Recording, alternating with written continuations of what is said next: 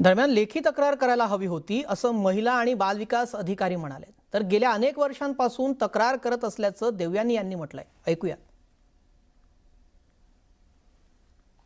सदर अंगणवाडी सेविका यांना सेवेतून कमी करण्याचे आदेश वरिष्ठ कार्यालयाकडून प्राप्त झाल्याने सोशल मीडिया वापराबाबत शासनाच्या ज्या आचारसंहितेबाबत जे काही नियम आहेत ते नियम पाळून शासकीय अधिकारी कर्मचारी यांना आपले मुद्दे मांडावे लागतात आणि सदर अंगणवाडी सेविका यांना जरी सेवेतून कमी करण्याचे आदेश प्राप्त झालेले असले तरी पुन्हा त्यांना